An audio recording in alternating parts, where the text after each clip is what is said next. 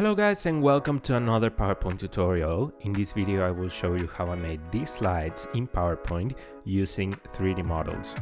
But before we go in, please make sure you're subscribed, and if you like this tutorial, please don't forget to like it.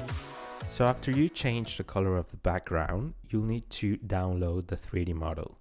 In my case, I looked for the Statue of Liberty and I found it on sketchfab.com.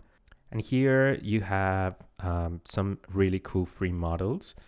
So you just have to click download and then select this format right here, the last one, because that's the one that has color and textures.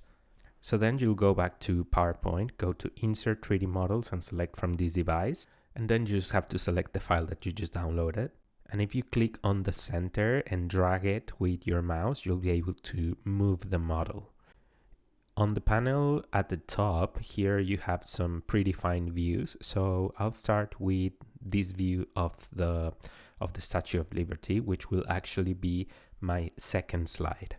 So once you're happy with the arrangement, just duplicate the slide with Ctrl D, and now we're gonna click on the first slide and then we're gonna move again our model. So we can rotate it by just dragging the mouse, or you can make it larger, you can change the position, etc., the focus area basically of the model. And the more that you move the model, the more dramatic the effect will be. So now let's duplicate that second slide again, and then again let's just move it, but in this case I'll make it smaller and I'll just drag this circle right here a little bit to change the perspective. And once you're happy with the position of your three models, just select all the slides, go to Transitions and click on Morph. So now we have a very cool and very basic animation. So to really make things pop, we'll need to start adding our content. So for these slides, I'm just gonna start adding some text. Maybe here I'll add the word New York. And something very important is that the 3D model always has to be on top of the other elements that you put. If it's an image, if it's some other text or something, just make sure that the 3D model is always above those elements. And to do that, you just have to select the model, right click and bring to front. To change the spacing of the lines when you have a block of text, you just have to select your text and click on this little square here on paragraph. And here you can change the line spacing to double maybe. This will make your content easier to digest for your audience, because when you have a lot of information, it can be very overwhelming. So this is a really good trick to make things a little bit lighter. For the third slide, I'm doing the exact same thing, just changing some of the words here and adding some other information. And we'll get into the animation in a minute. Remember that we already applied the Morph Transition.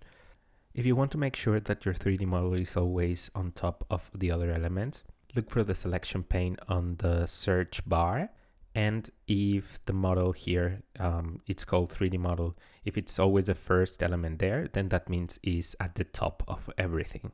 So first you're gonna copy the text from the first slide and paste it into the second one.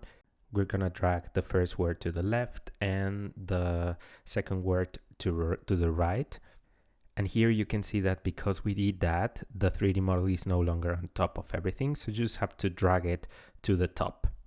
Now we're gonna copy the text from the second slide and we're gonna paste it into the first slide. Again, we're gonna drag it out of the composition. Depending on the direction where you drag it, that's basically how you're setting up the animation. So in this case, this text box is gonna appear from the bottom up. Now let's go back to the second slide. Again, we're gonna copy the texts here and we're gonna paste them into the third slide. And again, we have to drag them out of the main canvas. Remember to bring your 3D model to front. You can do that from the selection pane or right click, bring to front. and then copy the texts from the third slide and paste them into the second slide. And again, we're gonna drag them out of the composition. Now, to answer some of your questions, yes, this is a paid version of PowerPoint. This is PowerPoint for Office 365. So I believe that 3D models can only be imported into the paid version, unfortunately. And no, I don't think you can do this in Google Slides, which is a question that I get a lot. And later on, I'll do a video to answer all of your questions. But yeah, that's basically how I did this animation using 3D models in PowerPoint. Such a cool effect and very cool transition as well.